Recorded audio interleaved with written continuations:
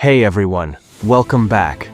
Today, we're diving deep into a story that's got everything: epic battles, shady politics, and the spark that ignited a revolution. We're talking about the French and Indian War, a conflict that didn't just redraw the map of North America but set the stage for the American Revolution. Now, if you're thinking, hold up, wasn't that just France versus Britain?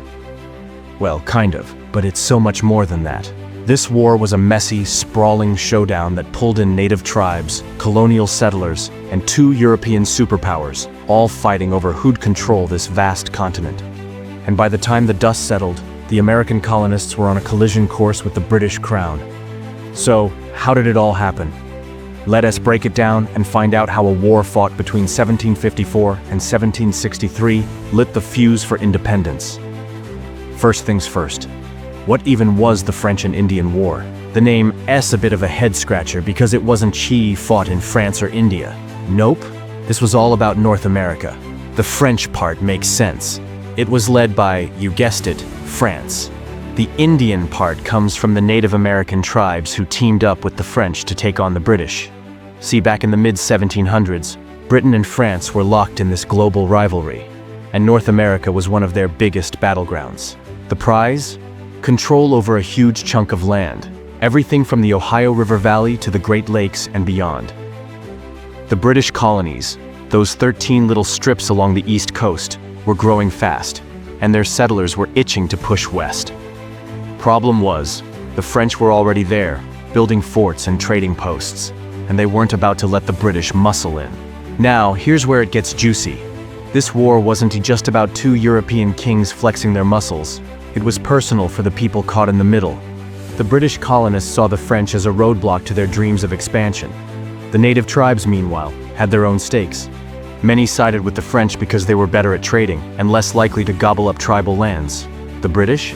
They had a reputation for showing up, building farms, and pushing everyone else out. So by 1754, tensions were boiling over, and it all kicked off with a young guy you might have heard of, George Washington. Yep, that George Washington, except he wasn't a president yet, just a 22-year-old surveyor with big ambitions and a knack for starting trouble.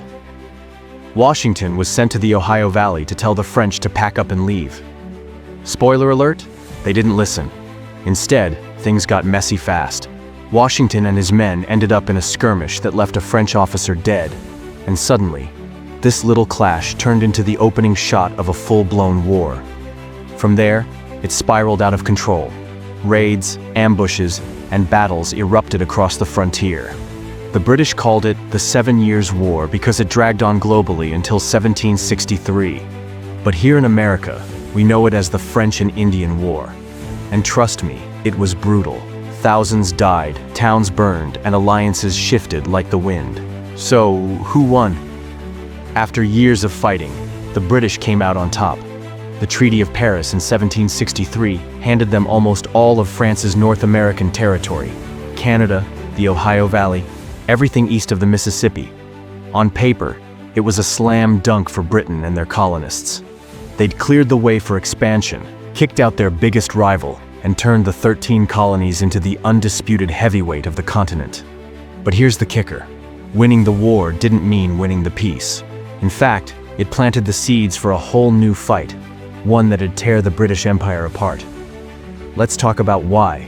For starters, this war was expensive. Britain had poured a fortune into beating the French. Soldiers, ships, supplies, you name it. By 1763, their treasury was running on fumes, and they needed cash fast. Their solution? Tax the American colonies. After all, the war was fought to protect them, right? So, the British Parliament started rolling out new laws, the Sugar Act, the Stamp Act, all those fun little taxes you've probably heard about. The idea was simple: make the colonists chip in for their own defense. But the colonists, they weren't having it. See, here's the thing. Those 13 colonies had gotten used to running their own show. During the war, they'd raised militias, built forts, and fought alongside British regulars. They'd proven they could handle themselves, and they didn't love the idea of London suddenly tightening the leash. Plus, a lot of them didn't even feel the war was their fault. Britain and France were the ones picking the fight. So why should they foot the bill? The taxes hit hard. Everything from sugar to paper got more expensive, and the colonists started grumbling. No taxation without representation became their rallying cry. They didn't have a say in Parliament, so why should they pay up? But it wasn't just the money that stirred the pot. The war changed how the colonists saw themselves, and how they saw the British. Fighting shoulder to shoulder with redcoats showed them two things. One, they were tough. Guys like Washington learned how to lead, and colonial militias held their own against French and native forces. Two, the British weren't invincible. Early in the war, the redcoats got humiliated, like when General Braddock's army got ambushed and wiped out in 1755. The colonists started thinking, hey, maybe we don't need these guys as much as they think we do. That confidence would come in handy later. Then there's the land issue. The whole point of the war was to open up the West, right? Well, not so fast. After 1763, Britain slapped down the Proclamation Line, a boundary that told colonists they couldn't settle past the Appalachian Mountains. Why? To keep peace with the native tribes who just fought a war against them. Makes sense from London's perspective, but to the colonists, it was a slap in the face. They'd bled for that land. Farmers, speculators, even guys like Washington had their eyes on the Ohio Valley. And now the king was saying, nope, stay put. That didn't sit well with people who'd spent years dreaming of new opportunities. So, picture this. It's the 1760s, and the colonies are simmering. Taxes are piling up, British troops are sticking around to enforce the rules, and settlers are fuming about the Proclamation Line. Meanwhile, the war had pulled the colonies closer together. Leaders from Virginia to Massachusetts had worked as a team, and they weren't thrilled about being treated like second-class subjects. Smugglers dodged taxes, protests flared up, and groups like the Sons of Liberty started forming. The French and Indian War might have ended in 1763, but it left behind a powder keg, and all it needed was a spark. That spark came with events like the Boston Massacre and the Tea Party, but let's not get ahead of ourselves. The point is, the French and Indian War wasn't just a footnote. It was the opening act. It turned loyal colonists into rebels by showing them they could fight, exposing Britain's weaknesses and driving a wedge between the crown and its subjects. By 1775, when shots rang out at Lexington and Concord, the revolution was ready to explode, and it all traced back to that messy, chaotic war 2 decades earlier. So, what's the takeaway? The French and Indian War wasn't just about who controlled North America. It was about power, identity, and the cost of empire.